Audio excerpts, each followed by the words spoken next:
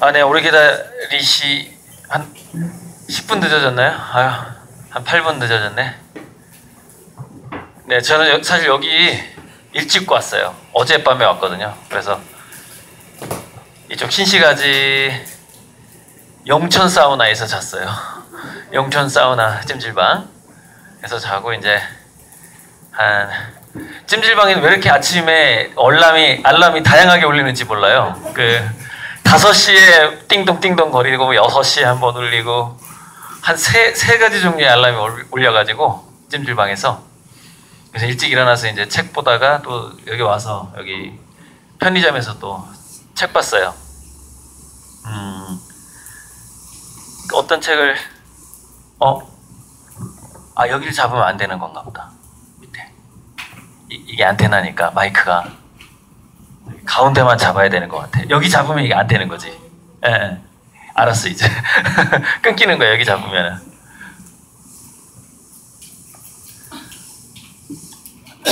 자, 그래서요.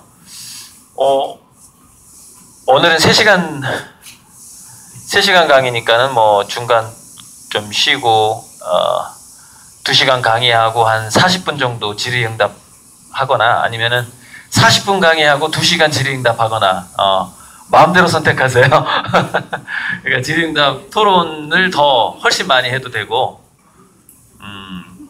질문 없으면 또 계속 강의하고 그렇게 할게요. 그러니까는 이제 최근에 제가 읽고 싶은 책들을 좀 보여드릴게요. 뭐 추천책이라고 할 수도 있고.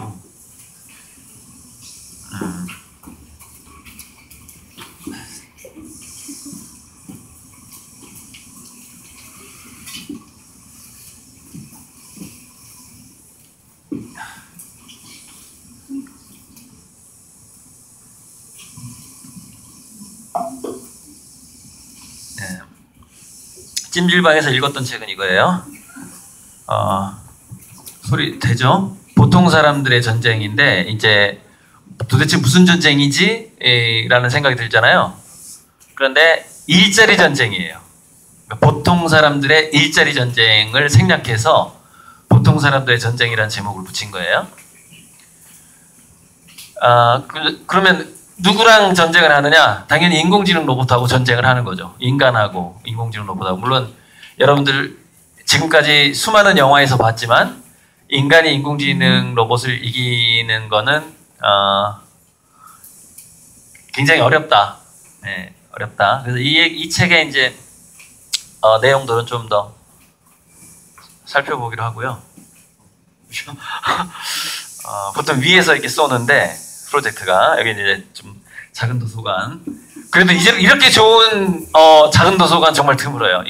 저는 작은 도서관에 이렇게 마이크가 있다라는 거에 대해서 처음에 이제 감동을 받았어요. 막 이렇게 소리를 질러야 되는 걸로 이제 당연히 알고 있었는데 마이크가 있다는 게 굉장히 감동스러웠어요. 그러니까 기계하고 인간이 지금 전쟁 중이다라는 것이고 이미. 그런데 기술은 이미 그러니까 인간이 신이 되는 게 아니라 기술이 신이 되어가고 있다는 거예요. 인공지능 로봇이 신이 되어가고 있다라는 책이고 이거는 이제 제가 읽었고요.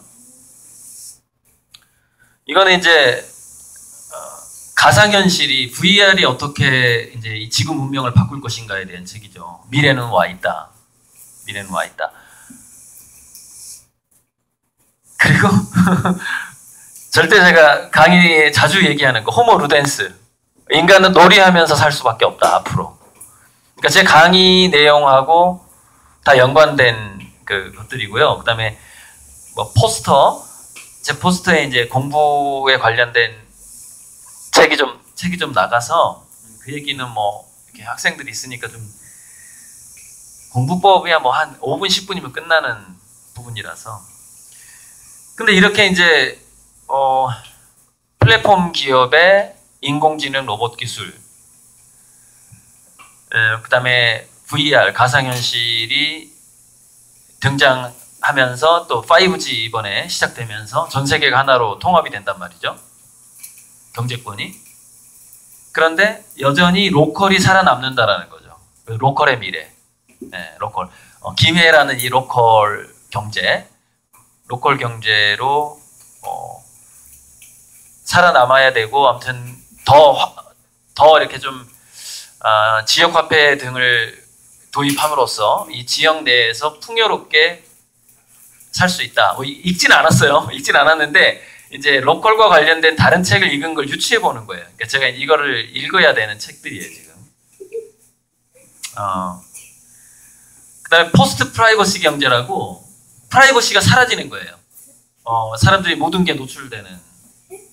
이것에 관해서 한 2년 전인가? 자꾸 막 건드리네? 나 애가 건드린 줄 알았어요.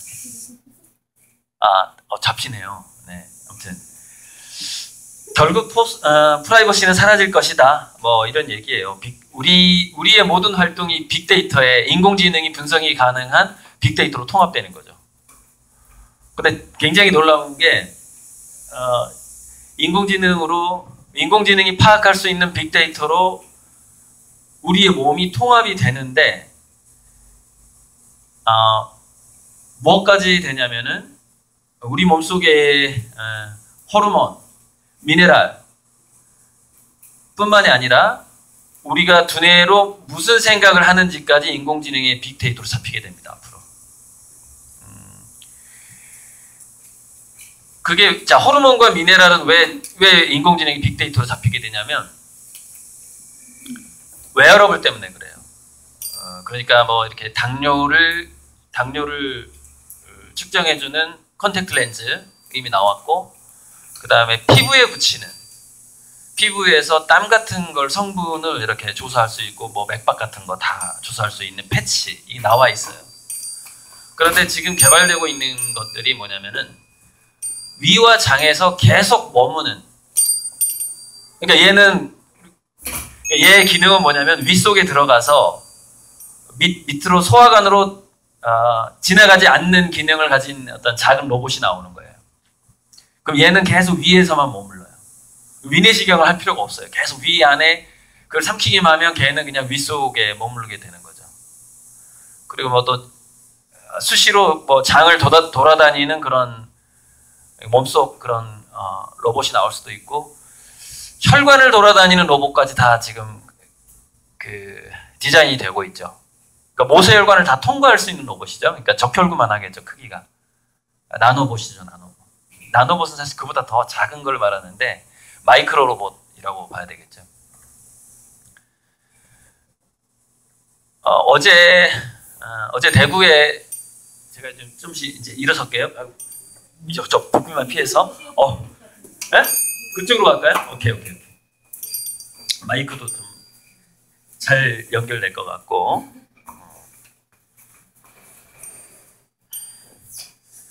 자, 어제 대구에 아무튼 제 책을 사신 분이 있어서 갔는데 그분은 이제 제가 초등학생, 뭐 유치원생 이렇게 데리고 있는 엄마인데 제 유튜브 강의 그대로 이제 이렇게 기르는 엄마들이 간혹 가다가 있어요. 구독자 중에 한 5%? 20명. 그러니까 제 유튜브 구독자라고 해서 제가 제시한 대로 자녀 교육을 하지는 못해요. 실천하기가 굉장히 어렵거든요. 사실 저도 제 자신 그렇게 하기 힘들거든요. 제가 강의하고 돌아다니지만은. 왜냐면은 부부간에 또 협조가 안 되고 그 집도 부부간의 의견이 달라요. 그러니까 엄마가 좀 더 진보적이고 아빠는 살짝 더 보수적이고 이러니까 자녀 교육에서 이게 통합을 할 수가 없어요. 그 부부간의 의견을. 그런데 이제 그 친구는 이제 그 젊은 엄마가 계속해서 설득을 하는 거죠. 우리 애는 초등학교부터 보내지 말자. 급진적이죠? 초등학교 공짜인데 그 엄마는 초등학교부터 아예 보내지 말자, 공교육을. 이렇게 주장을 하고 있고, 그 아빠가 이제 점점점 세뇌를 당하고 있대요, 이제. 그 엄마의 주장에 세뇌를 당하고 있는데, 그래서 그 아빠도 직접 만나봤어요. 만나봤는데,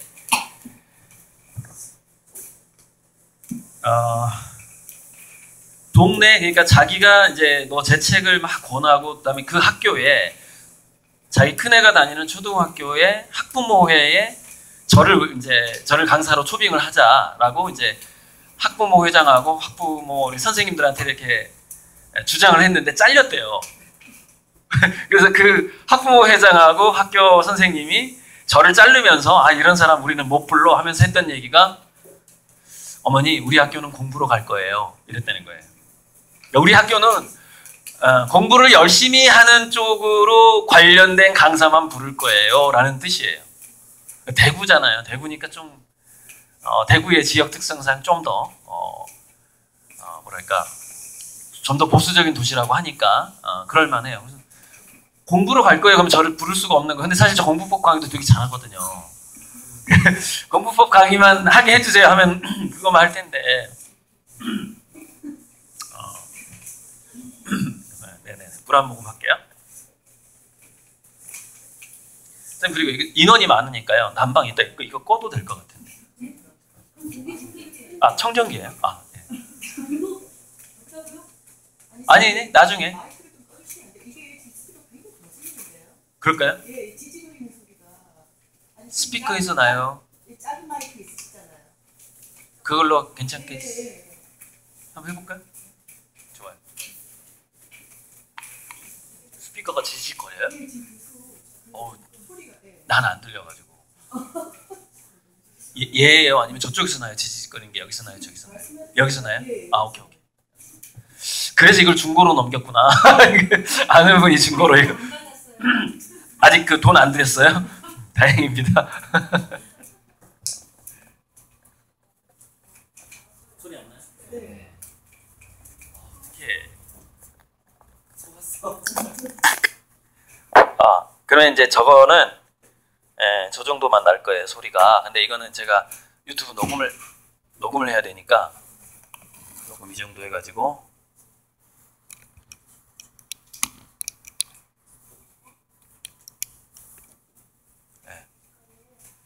여기 귀가 좀 아플 수 있어요, 이쪽에.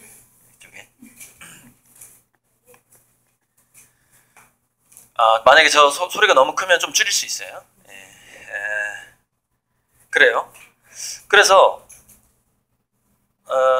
공부법 얘기는 뭐 나중에 할 거고요. 그래서 이제 그 엄마 얘기가 젊은 엄마, 78년생 엄마인데, 78년생 엄마 얘기가 이제 자기 옆집 엄마들이 이제 자기한테 해주는 이야기. 우리 애는 난 초등학교도 안 보내고 싶어 했을 때 이제 그 나오는 반응들이 있을 거 아닙니까? 정말 언론에서 저 같은 사람들이 이렇게 떠들고 다니는데 특이점이 없다. 인공지능하고 로봇이 갑자기 대량 실업 사태를 쓰나미가 오듯이 이렇게 닥칠 거다. 이런 얘기를 하고 있고, 그 다음에 저는 심지어 이렇게 얘기하거든요. 공부를 많이 할수록 불행해질 거다 이렇게 얘기하거든요. 미래 사회에는 공부를 많이 할수록 불행해질 거다. 이제 그러면은 이제 그 주변 엄마들이 일종의 그 선전선동? 그러니까 뭔가 뭘 좀 팔아먹으려고 하는 거 아닌가? 뭐 책 같은 걸 팔아먹으려고 저렇게 얘기하고 그리고 지금까지 아무 일 없이 어떤 1차 산업, 2차 산업혁명, 3차 산업혁명까지 컴퓨터가 나왔어도 일자리는 계속 생겼다라는 그 관성이 있거든요. 주로 이런 얘기를 경제학자들이 많이 한대요. 경제학자들은 계속 인간에게 새로운 일자리가 있을 것이다 이렇게 얘기를 한대요. 4차 산업혁명도 같은 그런 일자리 이동이 있을 뿐이지 일자리가 실종되거나 아예 사라지는 건 아닐 거다라고 주장을 하는 이제 낙관론자들이 많이 있죠. 그런데 이 책에 뭐가 나오냐면 최근에 읽은 책이니까 프랜차이즈, 그러니까 뭐 맥도날드 같은데 프랜차이즈 같은 그런 사장님한테 소프트웨어를 팔려고. 어떤 소프트웨어냐면은 뭐 시간대별로 손님이 많이 오는 걸 막 분석을 해가지고 그래서 뭐 어디 뉴욕의 어디는 퇴근 시간에 손님이 많이 몰리고 그다음에 이쪽에 있는 가게는 출근 시간에 뭐 손님이 많더라. 뭐 이런 것들을 다 이렇게 입력하고 파악하고 해서 뭐 주말에는 뭐 지역에 따라 그 특성들이 있을 거 아닙니까? 그것을 완벽하게 자동으로 분석을 해서 종업원들의 배치를 당신이 굉장히 효과적으로 할 수 있도록 내가 소프트웨어를 개발했다. 이거 투자할래? 개발할 테니까 당신이 투자 좀 하고 개발해서 당신 회사에는 뭐 싸게 준다거나 이런 식으로 했다라고 이렇게 주장을 하는 거예요. 그랬더니 그 프랜차이즈 업계 사장이 뭐라고 얘기하냐면, 저는 사실 직원을 한 명도 안 쓰는 기술을 지금 기다리고 있어요. 이러더래요. 그거 개발하지 말란 얘기예요. 그런 거. 그런 거 개발하지 마. 난 직원 한 명도 안 쓰고 싶거든. 이렇게 얘기하는 거예요.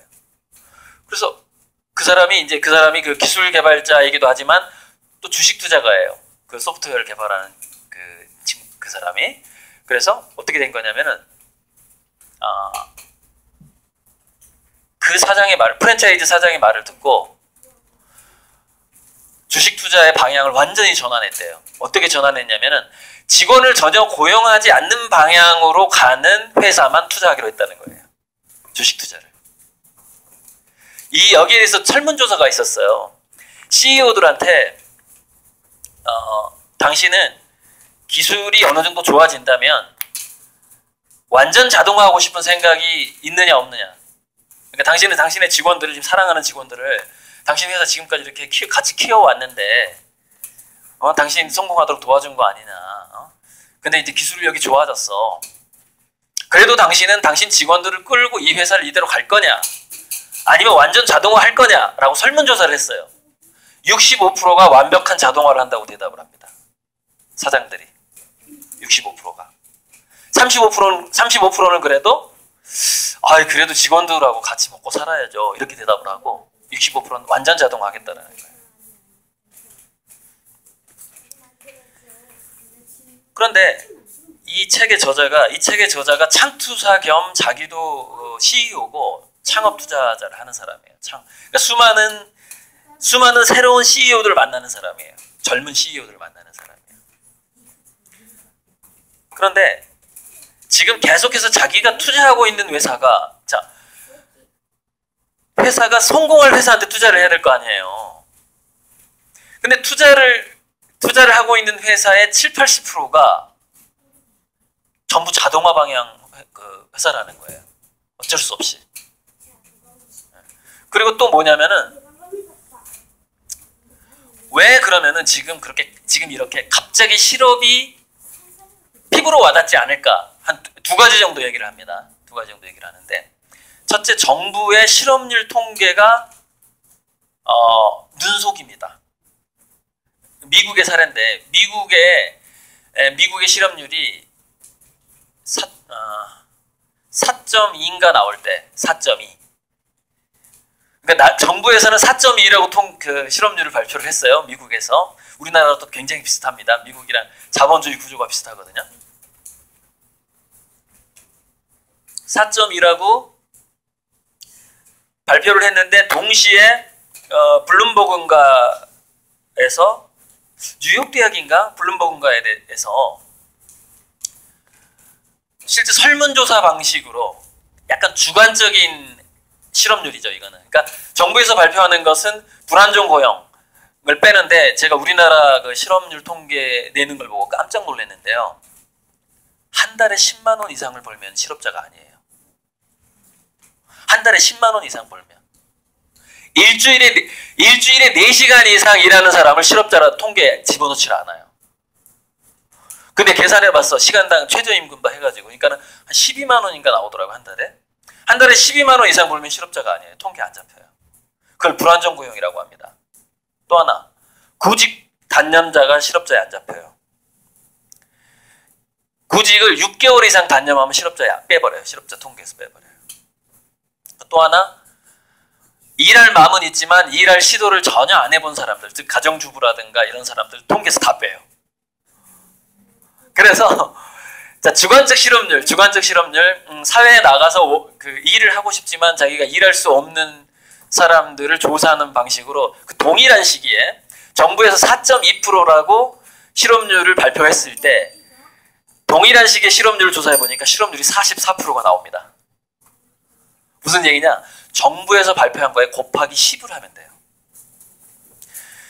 자, 제가 예측을 하나 할게요. 우리나라에서 실업률 4.9%가 발표하는 날이 올 겁니다. 지금 몇 프로? 4.7인가? 아무튼 우리나라의 실업률 4.9%를 우리나라는 미국에서 발표한다는 얘기는 뭐냐면요.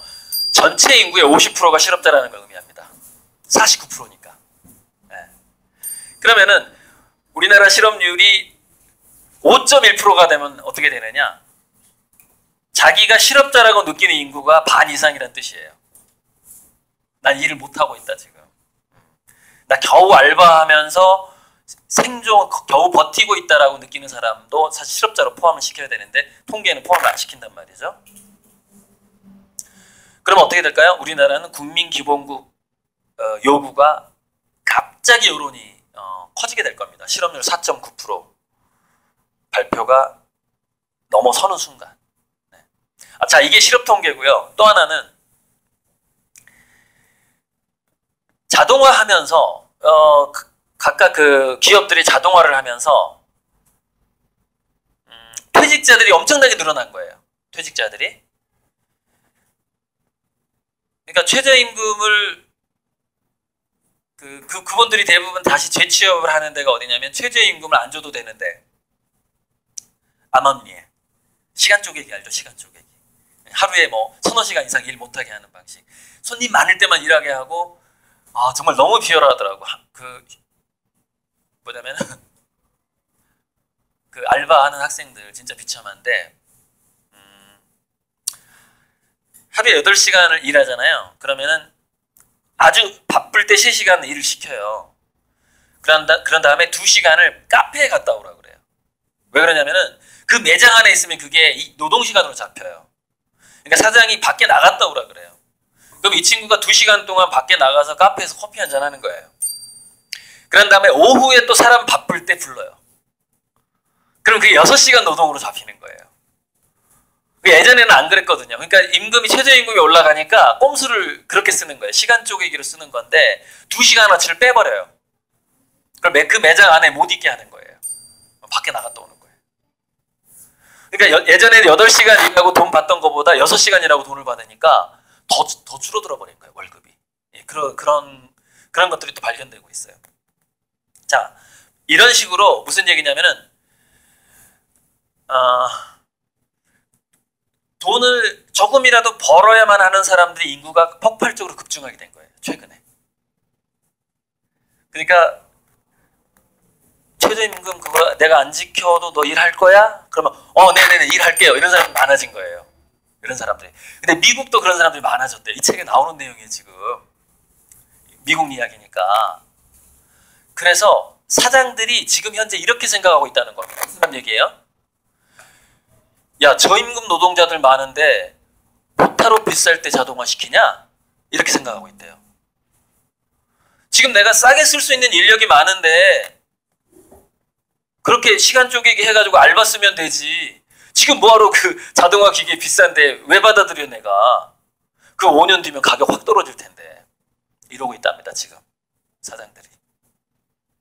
그러니까 이 친구 얘기가 지금 자동화 때문에 실업자가 급증하지 않고 있는 이유가 뭐냐면은 저임금 노동 인력이 너무 풍부해졌기 때문에 돈을 아끼느라고 자동화를 안 시키고 있대요. 사장들이. 돈을 아끼느라고. 싸게 쓸 수 있는 인력이 많으니까. 이게 진실입니다. 그러면 제가 몇 년 전 강의부터 쭉 얘기하고 있어요. 대량 실업의 쓰나미는 언제 오느냐? 2025년. 좀 더 일찍 올 것 같아요, 우리나라는. 2023년이면은 굉장히 거의 폭동 수준의 실업 사태가 오지 않을까 싶어요. 예, 좀 더 일찍 올 것 같은데. 그리고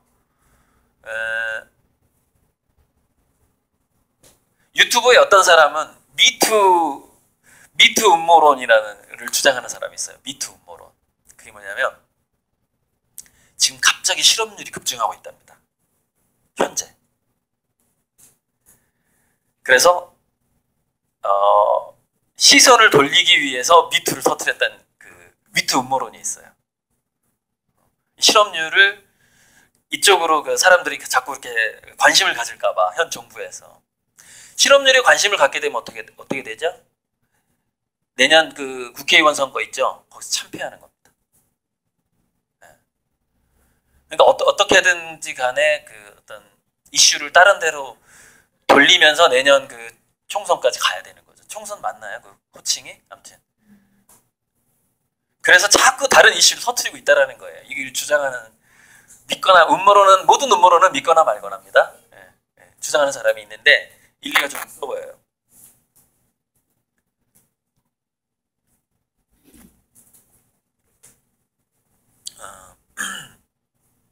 그래서 이런 겁니다. 몇 년 전에 그 미래학자들 예측이 지금 자동화 로봇 가격이 있고, 그러니까 지금이 아니라 이제 몇 년 전이니까 2013년, 14년이라고 칩시다. 2014년경에 자동화 로봇의 그 가격이 뭐 1,000만 원이었다고 쳐요. 1,000만 원이었어요. 2025년 약 10년 후에, 그러니까 10년 후에 그 1,000만 원짜리가 얼마로 떨어질 거냐를 예측한 게 있어요. 미래학자들이. 그랬더니 20분의 1로 떨어진대요. 1,000만 원짜리가 50만 원이 되는 거예요. 2014년에 1,000만 원짜리 자동화 로봇이 2025년경에 50만 원이 된다고요.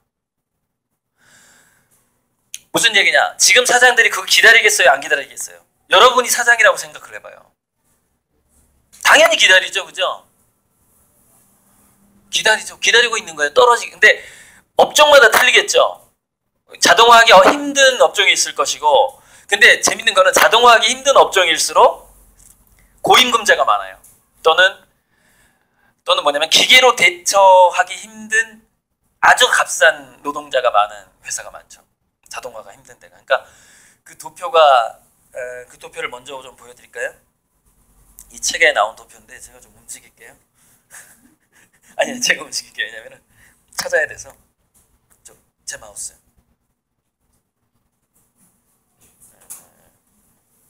잠시만 좀 어쩔 수 없어요. 이게 저는 슬라이드를 이렇게 쭉 움직이는 방식으로 할 수는 없어요.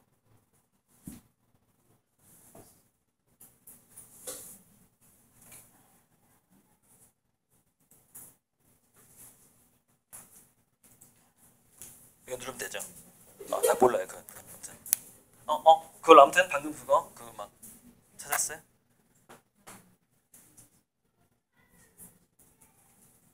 제가 해줄게요. 아니 올려.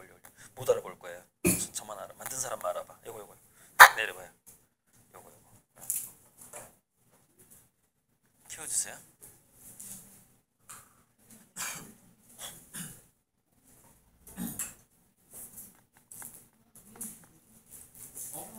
왜 자꾸 돌아요? 그냥 그렇게 해서 슬라이드 쇼 해가지고 현재부터 하세요. 여기 약간 오류가 나나 봐요.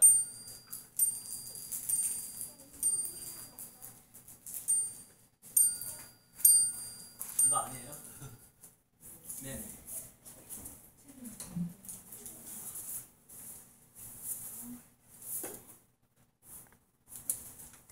지금요. 직업에 대한 미래 전망하고요. 직업에 대한 미래 전망을 왜 먼저 해야 되냐면은 그래야지 공부법을 어떻게 할지가 설정이 되기 때문에 그래요. 이걸 먼저 전망한 다음에 초중고등학교 때 나는 어떻게 공부할 것인가를 그때 전략이 나오는 거라고요. 그러니까 지금 공교육에 시키는 방식의 공부가 아닌 거예요. 저는 공부를 하지 말라는 사람이 아니에요. 더 독하게 해야 된다고 주장하는 사람이거든요.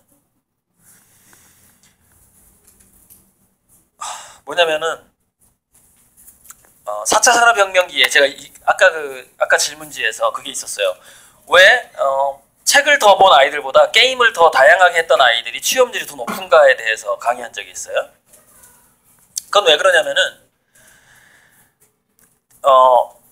책을 보면서 어떤 특정 분야에서 굉장한 지식을 쌓고 그것을 요약 정리해 주는 것을 인공지능이 잘한단 말이에요.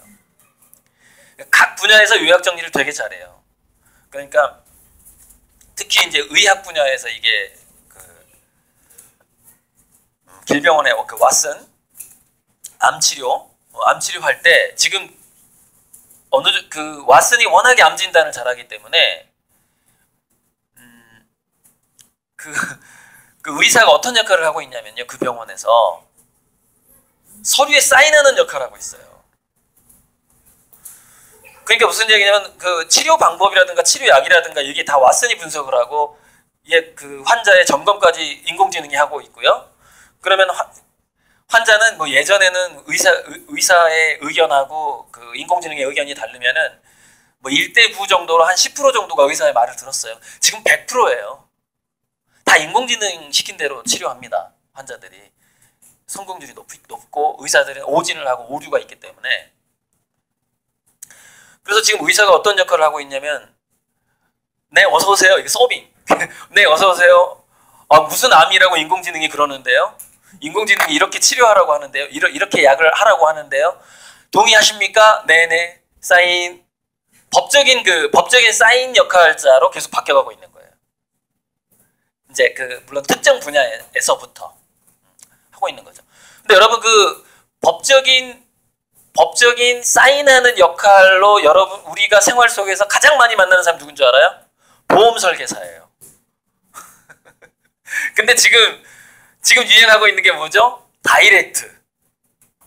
저도 이제 다이렉트로 좀 갈아타려고요. 상당히 좀 절약은 되는 것 같아요. 지금 일부러 인맥상 친구 아내가 그 보험회사에 있다는 이유만으로 제가 다이렉트 안 하고 있는데 다이렉트 해야 될 것 같아요.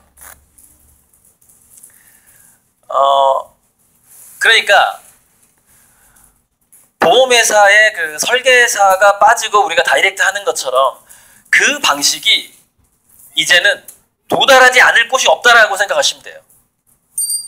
전부 뭐냐면은 소비자하고 인공지능 간의 다이렉트가 돼가는 사회로 가고 있다는 얘기예요, 지금. 그게. 자, 공부법 얘기 이따 나중에 하고. 이게 2016년까지 미국에서 조사한 거예요. 2016년까지 세인트루이스 연방준비은행에서 조사했네요. 뭐냐. 글씨가 작아서 제가 여기다 키웠어요. 맨 위에 빨간색 라인이 비반복적 지적 노동자. 비반복적 지식 노동자예요. 그러니까 새롭게 뭔가를 조합하거나 생성하거나 발굴하거나 해야 되는 거예요. 그러니까 마치 대학 교수들이 그 논문을 새로 쓰는 거랑 똑같아요. 매년 2년마다 논문을 안 쓰면 대학 교수직 잘려요. 재계약을 못합니다.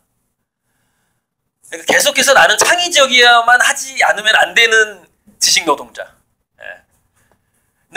수요가 늘어나고 있죠. 쭉 늘어나고 있죠. 이제 몇 년도죠? 이게 1984년부터 2016년까지. 그런데 반복적인 지식 노동자, 반복적인. 지금 조금 전에 의사까지도 반복적인 지식 노동자가 돼가고 있거든요. 의사까지도. 판사, 법률가 당연히 반복적인 지식 노동자 그룹이 꽤 많아요. 근데 물론 일부는 판사들도 변호사들도 검사들도 반복적 지식 노동자는 아닐 거예요. 그 일부가 뭐냐면 신종 범죄예요. 새로운 범죄를 누가 저지르게 되는 거예요. 그러면은 판례가 없는 거. 그러니까 판례가 없는 것만 다루는 판사나 변호사나 검사만 남고 나머지는 반복적 노동자에 속하는 거예요. 줄어드는 거죠. 이렇게.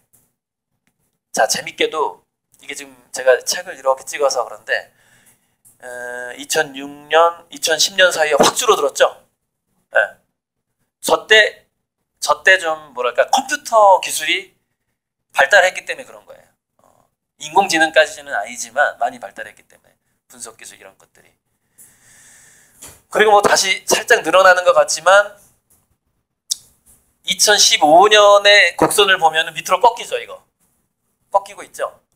밑에는 반복적 육체 노동자, 반복적 육체 노동자. 여기는 비반복적 육체 노동자. 비반복적 육체 노동자 중에 아주 대표적인 직업이 배관공, 플러머라고 그러죠. 미국에서 굉장히 그 수입이 높다고 하죠. 왜 그러냐면은 집의 모양이 다양해요. 배관이 어디로 뚫렸는지 집집마다 틀려. 보일러가 누수가 됐는데 어디서 터질지 예측이 불가능해요. 이게 비반복적 유체 노동자예요. 또 하나 포크레인 기사. 노동 현장에 포크레인이 가는 길이 다르고 파는데 돌이 얼마나 나오느냐가 달라. 땅마다. 땅 자체가 카오스야, 카오스. 그죠? 그러니까 단독주택, 전원주택을 지어야 되는데 그 산을 좀 깎아야 되는데 산에 나무가 벌써 나무 개수가 달라. 그죠? 그 변수가 자연의 변수가 포함되어 있다는 얘기죠. 그리고 플러머, 배관공 같은 경우에도 사실 그것도 자연의 변수라고 볼 수 있어요. 무슨 얘기냐? 그 집은 왜 구조가 다를까요? 그 집을 지을 때 그 집주인이 돈이 충분치가 않았어요. 그럼 좀 작게 지을 수 있거든요. 또 뭐 높은 데 지을 수, 그 다음에 그것도 역시 자연에 해당하죠. 안반지대에 집을 짓느냐, 흙에 짓느냐, 그죠? 고지대에 짓느냐, 이거에 따라서 집의 구조가 달라지게 되고, 구조가 달라지게 되면 배관이 달라지게 되는 것이죠. 그러니까 반복적으로 노동을 할 수가 없는 거예요. 뭔가 그런 거보다. 그게 비반복적 육체 노동자죠. 이게 이제 여기 2010년 이후의 전망은 저의 개인적인 견해예요. 자, 그러면은 비반복적 창의적 지적 노동자는 왜 2030년까지 계속 증가하느냐는 것이죠. 보편 인공지능에 출현하고 관계가 됩니다.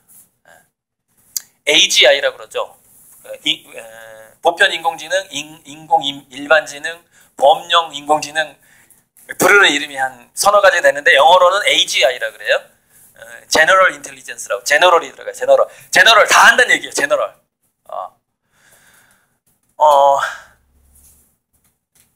최근에 일본에서요. 여러분 전기 자동차, 무인 자동차만 생각하셨잖아요. 무인 자동차. 근데 얼마 전에 일본에서 어떤 로봇이 하나 나왔는데 대신 운전해주는 로봇이 나왔어요. 그러니까 무슨 얘기냐면은 나는 디젤차, 그 찝차가 좋아. 그 랜드로버라는 랜드레인지 뭐 이런 거 오프로드 굉장히 좋은데 피곤하니까 너가 잠시 운전 좀 해라. 로봇이 대신 운전을 해주는 거예요. 그러니까 자동차가 인공지능이 들어갈 필요가 없어요. 기존에 내가 몰던 자동차야. 근데 일본은 주로 아마 제가 봤을 땐 손정희가 그거 하고 있을 것 같아요. 로봇 쪽으로 엄청 지금 신경 쓰고 있거든요. 아예 운전해주는 로봇을 팔아버리는 거예요. 운전해주는 로봇을. 현재 당신은 그 차에서 두 개가 동시에 발달하고 있습니다. 자, 생각해보세요, 여러분. 자, 운전해주는 로봇 나오죠? 요리해주는 로봇, 지금은 로봇 8만 나와 있어요. 로봇 8만 나와 있는데. 이것을 다룬 드라마가 휴먼스잖아요. 영국의 휴먼스. 인간하고 이제 전혀 구분이 안 가는데 인간보다 이쁘고 더 멋있고 더 몸매 좋고 굉장히 부럽게 생긴 로봇들이 가정으로 들어오는 걸 다루는 영화 휴먼스. 그 두 가지가 동시에 진행되고 있어요. 무인 자동차 대신해주는 로봇 이런 식으로. 그렇기 때문에 자, 비반복적 육체 노동자라 할지라도 대신 요리해주고 대신 포크레인 운전해주고 할 가능성도 있겠죠. 전혀 없는 건 아니겠죠. 자, 그런데 제가 전망을 했을 때 비반복적 육체적 업무 종사자는 2030년 이후에도 꾸준히 늘어날 것 같다라고 전망을 하고 있고, 그런데 AGI가 등장한 다음에는 비반복적 창의 지적 노동자는 급감하게 되는 것이죠. 저기는 육체가 필요 없잖아요. 브레인만 필요한데 이 브레인이 인간을 능가해서 제너럴하게 바뀌어버린 거예요. 그러면은 급격하게 줄어들 수밖에 없죠. 이거를 맥키너 교수인가? 스탠퍼드 대학에. 그러니까 그 미래를 전망하는 주장들이 다 틀린데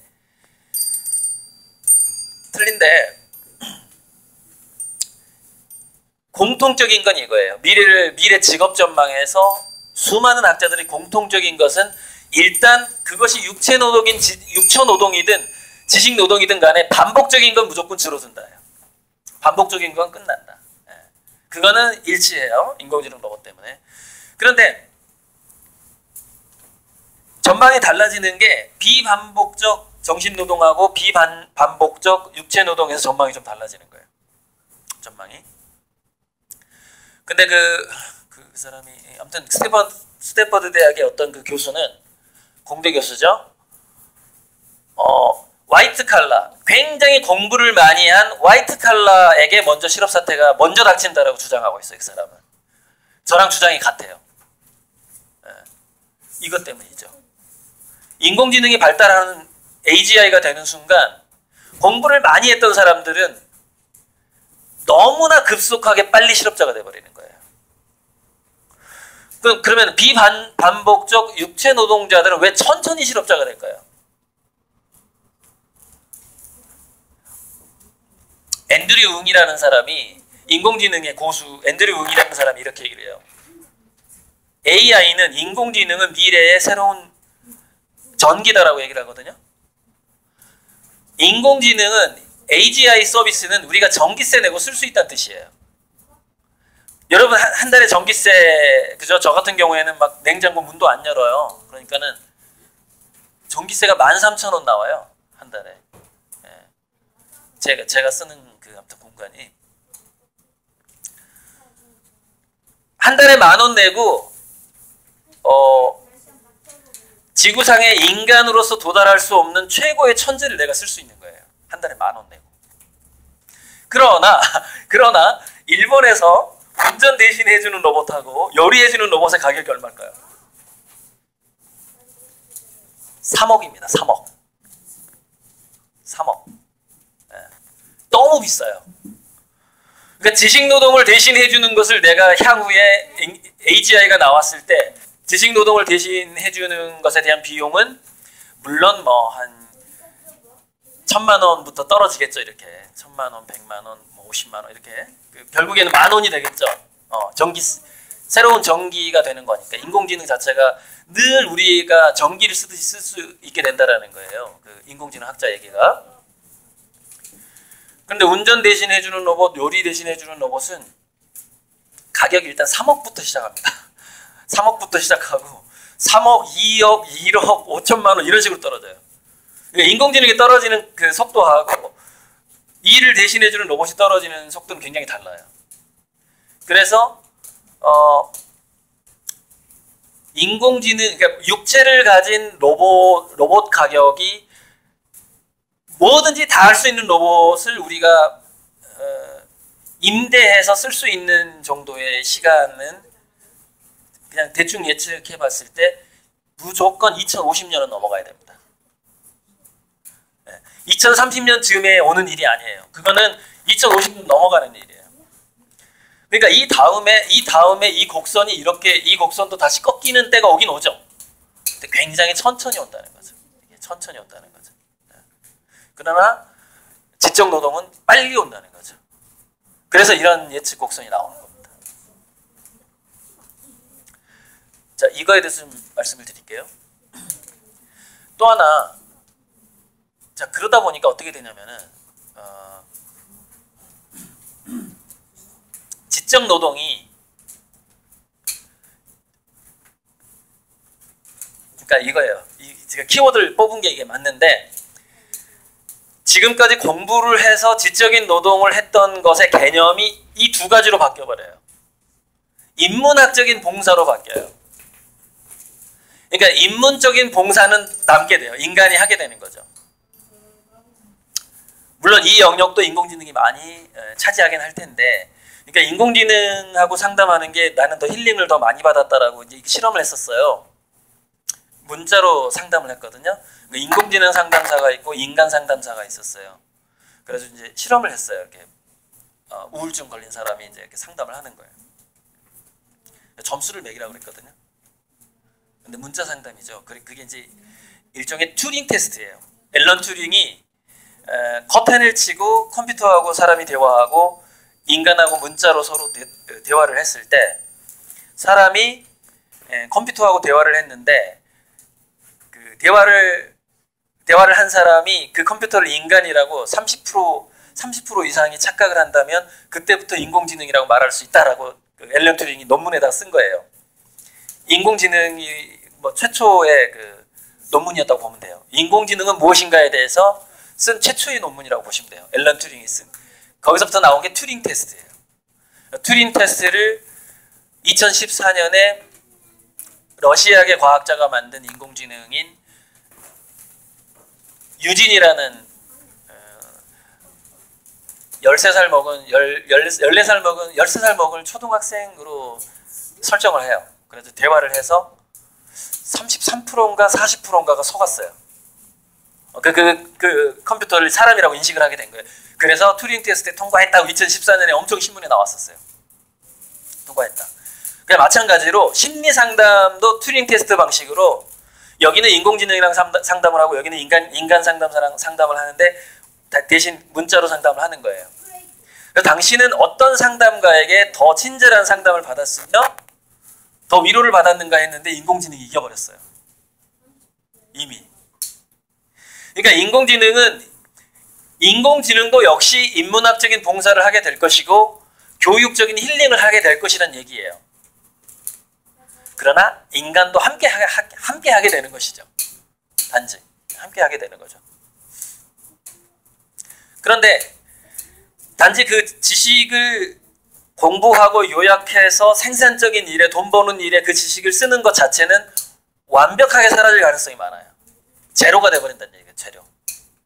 자, 그러면 여기서 우리 아이들이 현재 초중고등학교 때 이런 미래가 지금 2030년에 올 거라고 예측이 되고 있는데 그럼 초중고등학교 때 어떻게 공부를 해야 되죠?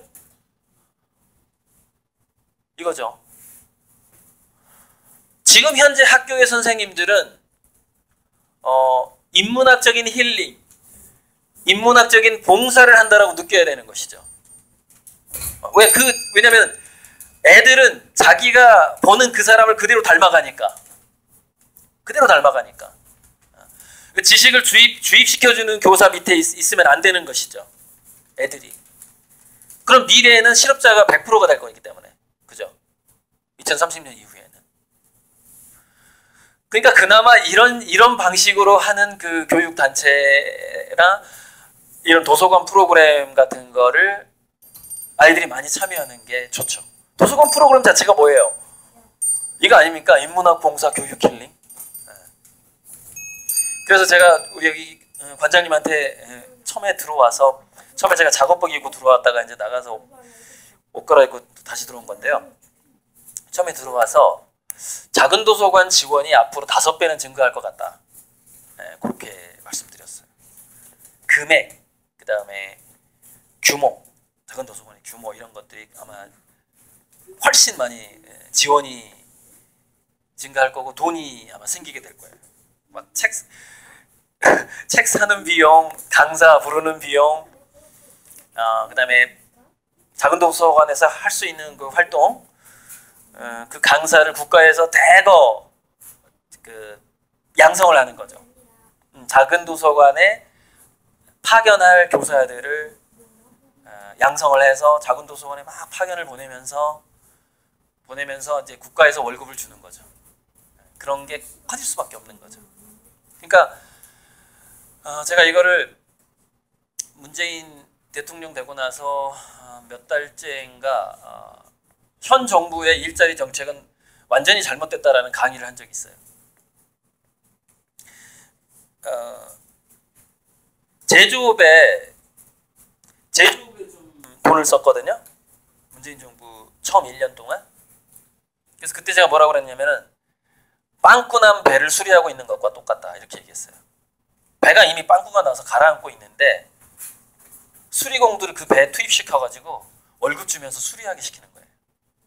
제조업 완전히 가라앉을 건데, 가라앉을 게 뻔한데 우리 한국의 제조업이 거기다 엄청나게 뭐 4조인가 5조인가를 썼잖아요. 처음에 아무 효과 없잖아요. 가라앉는 배를 수리하고 있었던 거죠.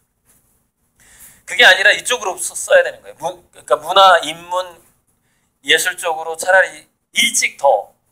근데 제가 그 주장한다고 되는 게 아니기 때문에 저는 정말 오래전부터 주장을 했었는데 그러면은 굉장히 많이 달라지게 되죠. 그 사회 분위기가. 그러면서 우리나라가 어떻게 되냐? 콘텐츠 강국으로 변모해버리는 거예요.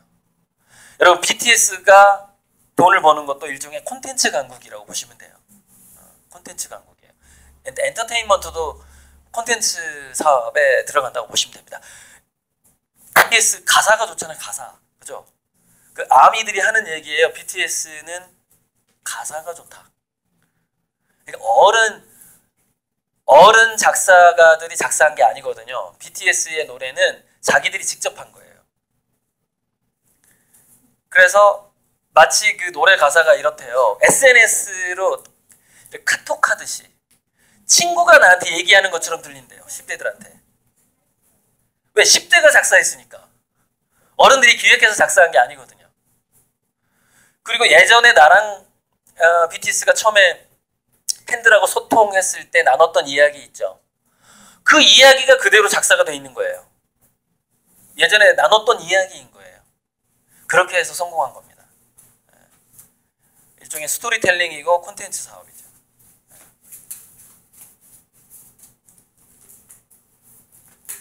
어쨌건 그런 주장을 했었고요. 야, 중간에 아무 때나 질문해도 됩니다. 제가 그랬잖아요. 아까 강의 40분 질문 2시간 해도 된다고. 바뀌어도 된다고. 그러니까 아무거나 해주셔도 되고요. 자, 여기서 공부 얘기 나온 김에 우리 학생들에게 좀 당부를 하자면 자, 이 책에서 나온 얘기예요. 나온 얘기인데 지금 보이는 경향이 이렇게 돼가고 있다는 거죠. 고학력 다전공자. 그러니까 얘는 명문대도 나왔는데 전공이 여러 개야.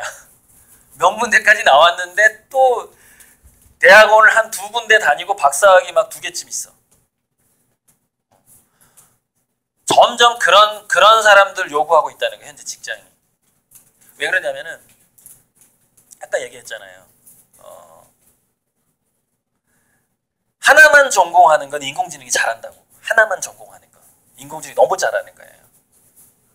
단지 인공지능이 못하는 건 뭐냐면은 이 하나를 전공한 것을 다른 분야랑 어떻게 접합시킬 거냐 이걸 못하는 거예요. 어떻게 이거를 시너지를 만들어낼 것이냐를 못하는 거죠.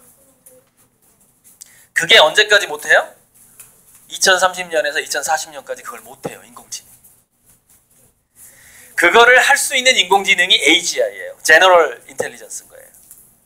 그리고 인간은 이미 생물학적인 제너럴 인텔리전스고 인간은 타고난. 그러니까 제너럴 인텔리전스가 인공지능이 제너럴 인텔리전스가 되기 전까지의 인간들이 그 일을 하게 되는데 대략 길게 잡아서 2035년쯤이라고 저는 보고 있거든요. 40년 이때쯤까지. 지금 한참 남았죠, 그래도. 그죠? 한참 남았죠. 그 경향이 그쯤까지 가는 거예요. 길게 보면 2040년까지 가는 거예요. 그런데 지금부터 뭐냐면은 인공지능이 각각의 분야를 너무 잘하니까 A 인공지능, B 인공지능, C 인공지능이 요약한 것을 이해할 수 있는 인재가 필요한 거예요. 이것도 이해해야 되고 이것도 이해해야 되고 이것도 이해를 해야만 시너지를 만들 거 아니에요. 그죠? 아주 간단한 얘기인데 그러다 보니까 곡선이 지금 어디서부터 시작된 거냐면은 물론 지금까지 쭉 그래왔지만 2010년 이후에 2008년 이후에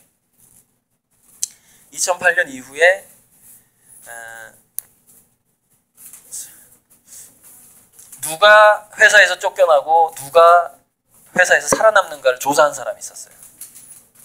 금융위기 이후에 갑자기 금융위기 이후에 여기 보시면 딱 꺾이는 곡선 보이죠? 저기 2008년에 미국에서 금융위기 와가지고 고용이 확 줄었잖아요. 저 고용이 확 줄었을 때 2008년부터 2010년 사이에 누가 회사에서 잘렸는가를 조사한 사람이 있다고요. 미국에서. 그랬더니 결과가 이렇게 나옵니다. 중산층 이하의 자녀가 잘려요. 통계적으로. 근데 중산층 이하의 자녀가 잘릴 때 상류층 자녀들은 어떻게 됐나 봤더니 오히려 승진을 하고 있는 거예요. 2008년 이후에 미국에서 있었던 일입니다. 실제로. 이게 우리나라에 이제 곧 들어옵니다. 그 상황이. 왜 그러지? 하고 뒷조사를 해봤어. 뒷조사를 해봤더니 상류층 자녀들은 알바를 안 해. 첫째. 아르바이트를 할 필요가 없어. 그리고 공부가 어려서부터 공부가 암기도 아니고 성적을 위한 공부가 아니야. 마인드가. 상류층 자녀들의 공부 마인드는 성적을 올리기 위한 공부가 아니었던 거예요. 애초에 어려서부터 아니었던 거예요. 얘네는 상류층 자녀들의 공부 습관이 뭐냐면은 그냥 인문학이었던 거예요. 공부가 아니었어요. 인문학이었던 거예요. 이 얘기 많이 하는 우리나라의 상류층 자녀 있잖아요. 누구죠? 조승연. 여러 자기는 해외 유학 다니면서 공부 기술 썼던 그 사람. 상류층 자녀죠. 왜냐면 엄마가 KBS 방송국 간부잖아요. 우리나라의 네 손가락에 들어가는 상류층이잖아요. 언론계 간부. 상류층 자녀들은 그럼 어떻게 그렇게 됐느냐? 여러분 왜 이적 엄마도 마찬가지예요? 김혜란 씨인가요? 거기도 이제 좀 부자는 아닐지라도 어쨌건 지적으로 상류층인 거예요. 어떤 인문학 공부로 봤을 때 상류층이야. 상류층 자녀들은 왜 그러면은 성적으로 올리는 공부를 하지 않고 공부를 인문학으로 접근할까 봤더니 돈 걱정이 없는 거예요. 첫째. 그러니까 자기는 기타만 쳐도 최고급 레스토랑 사장을 하면서 기타를 칠 수 있다 이거예요. 그죠? 레스토랑 하나 차려줄 수 있으니까. 여러분 기타를 치는 백수야. 똑같이 두 백수가 있어. 근데 기타 실력은 똑같은데 한 사람은 50억짜리 레스토랑이 있어. 레스토랑 사장인데 기타를 잘 찬 사람은. 한 사람은 아무것도 없어. 그냥 길거리에서 모자 깔고 있어. 굉장히 차이가 많이 나죠. 그죠? 그러니까 이 친구가 상류층 자녀가 기타를 치는 마인드하고 중산층 이하 자녀가 기타를 치는 마인드가 틀려. 중산층 이하의 자녀가 기타를 치는 마인드는 뭐예요? 반드시 히트곡을 만들어야 돼. 반드시 히트곡을 만들어서 호강시켜드려야 돼. 우리 부모님. 호강시켜드려야 돼. 우리 부모님 저렇게 노동자로 살면서 월급 받아가면서 너무 고생했어. 우리 부모님. 이 부채의식. 그것 때문에 인문학을 못합니다. 그러니까 우리나라 체육이 지금 성폭력 때문에 문제가 많은데 좀 의식 있는 스포츠 비평가라든가 스포츠 해설사 이런 사람들의 칼럼을 제가 쭉 읽어봤어요. 공통적인 의견이 있습니다. 우리나라는 더 이상 스포츠 성과 중심으로 가면 안 된다. 생활체육의 보편화. 누구나 스케이트도 즐기고 양궁도 즐기고 사격도 즐기고 하다가 그 중에서 잘하는 애가 올림픽에 나가야 된다. 이 얘기를 공통적으로 합니다. 무슨 얘기냐면 스포츠가 인문학이 돼야 된다는 뜻이에요. 그 같은 얘기예요. 그러니까 공부가 인문학이 되지 않은 상태에서 공부를 한다는 것 자체는 이미 미래의 실업자를 예약하고 공부하는 거나 똑같아요. 초중고등학교 때부터. 미래의 변화로 봤을 때. 자, 그래서 그 상류층 자녀들이 알바를 안 하더라. 알바를 안 하니까 얘네들이 공부에 몰입하기가 좋더라. 여러분 우리나라 대한민국 남자들이 제가 대학교 2학년 1학기 때 그만두고 군대 갔다 왔거든요. 23세, 4세, 5세 이때잖아요. 제가 대학교 2학년 1학기 때 과제를 제출했었어요. 과제를. 제가 쓴 리포트가 있잖아요.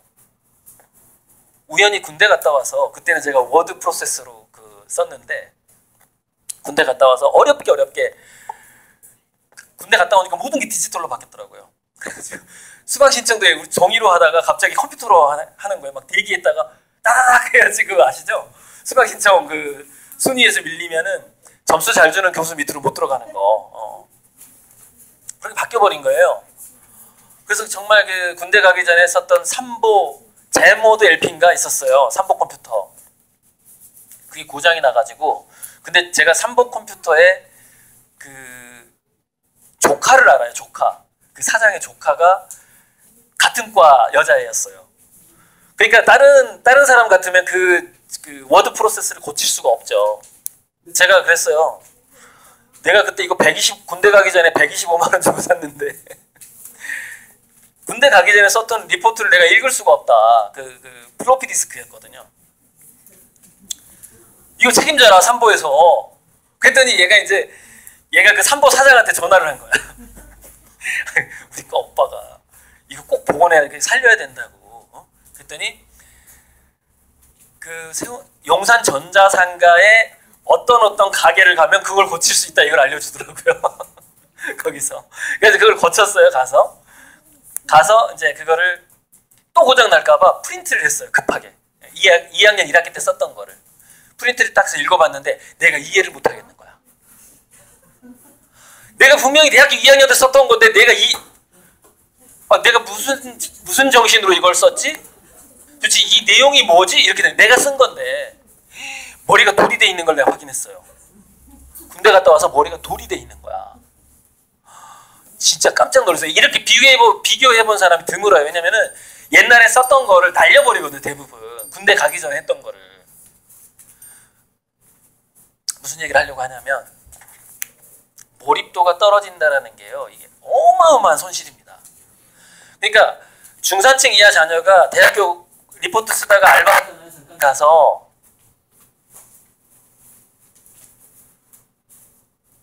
어느 정도의 손실일까요? 자, 알바를 하지 않는 학생이 계속해서 그 과제를 지속적으로 밤낮 그 리포트를 쓰기 위해서, 상류층 자녀들이죠.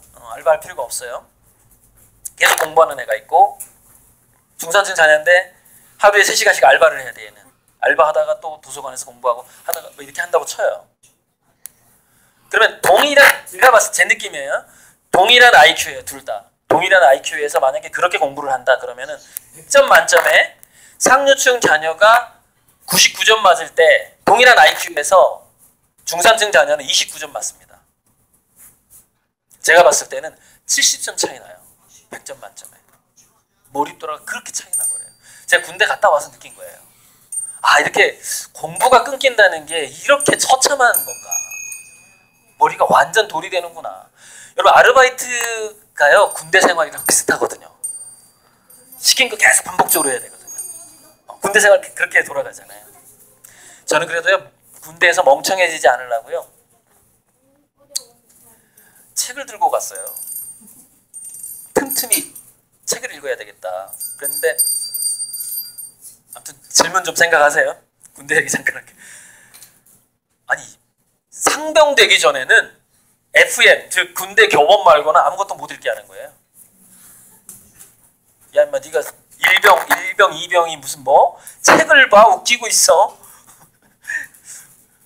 다른 외부의 책을 전혀 읽을 수가 없는 거예요. 그러니까 군대에서 발행된 잡지하고 그 교육훈련에 관련된 책만 읽도록 허락을 해요. 못 읽었어요. 못 읽고 화장실 가서 읽었어요. 화장실 가서. 근데 화장실을 가는데, 자, 지금 학생들 이제 관련된 얘기 나온다. 화장실을 가는데 무거운 책을 들고 가면 티가 나잖아요. 티가 나잖아요. 어디다 숨겨요? 화장실 가는데 그 책을 숨길 수가 없잖아요. 그래서 어떡하지? 나 머리가 돌되기 싫은데 나 이거 어떻게 하지? 군대에서 상병 되기 못 보는데 어떡하지? 그래서 영어 사전을 읽으면 되겠구나. 영어 사전 굉장히 얇잖아요. 그것을 한 20페이지씩 뜯는 거예요. 영어 사전 20페이지씩 이렇게 잘라가지고 접어가지고 여기다 넣어가지고 가는 거예요. 여기다가. 왜? 군대에서 나 돌되기 싫으니까. 그래서 화장실에 가서 그걸 보는 거예요. 그러면 거기 예문도 나와 있고 친절한 영어 사전은 이렇게 무슨 예 같은 거 나와 있어요. 그거 정말 화장실에서 열심히 봤습니다. 상병 되기 전까지 열심히 보고, 상병 되면서부터 이제 책 보고.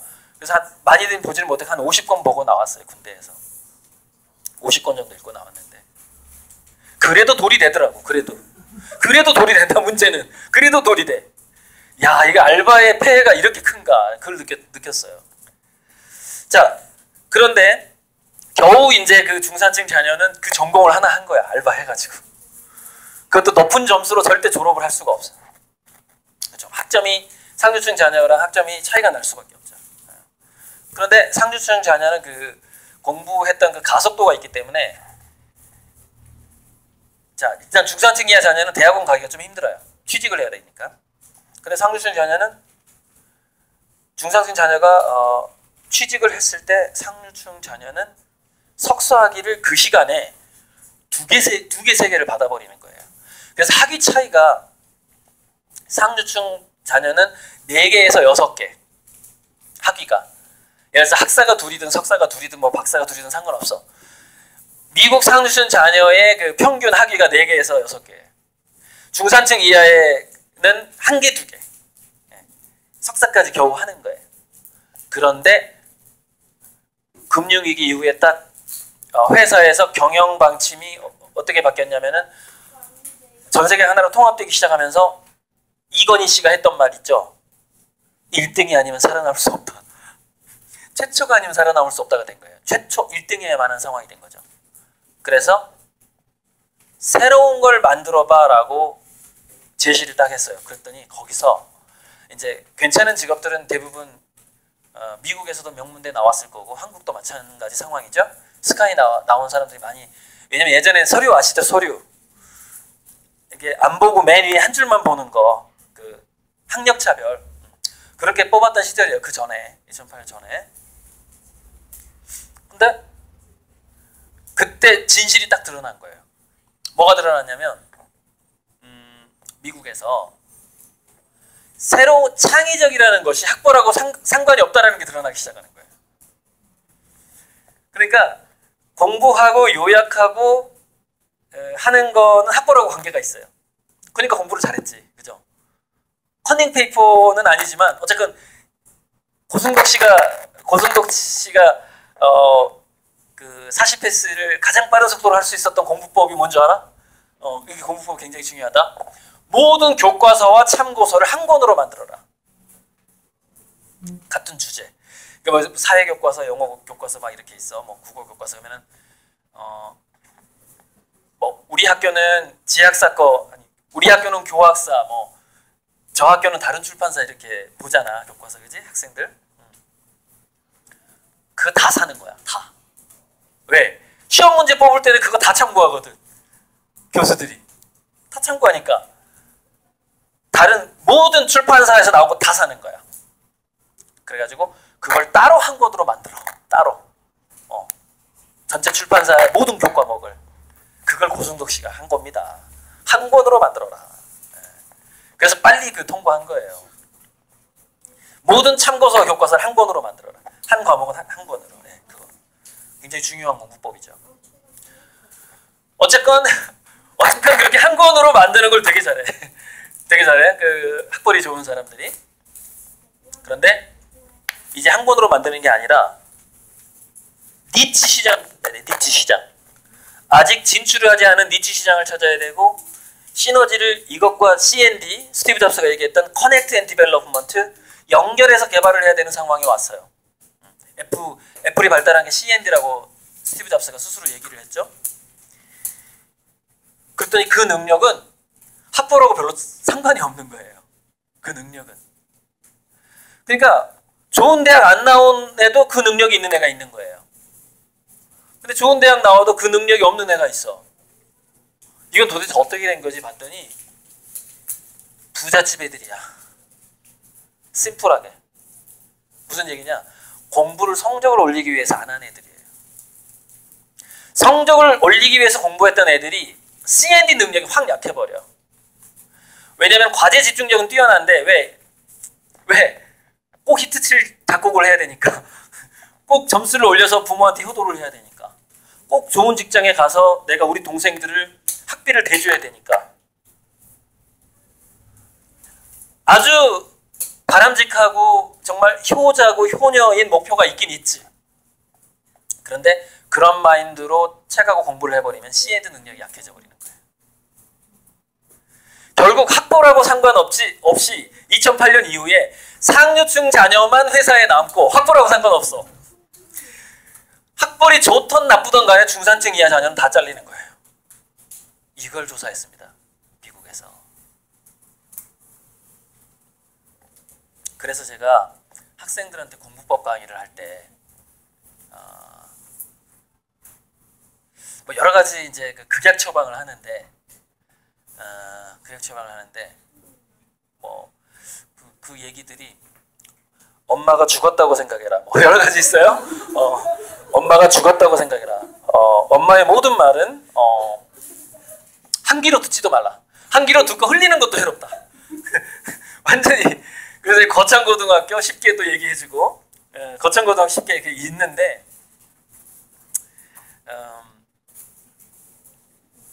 거창고등학교 쉽게 열어놓고 일부 마무리할 시간이 됐나요? 지금 제가. 그럼 거창고등학교 쉽게를 2부부터 합시다. 좀 쉽시다.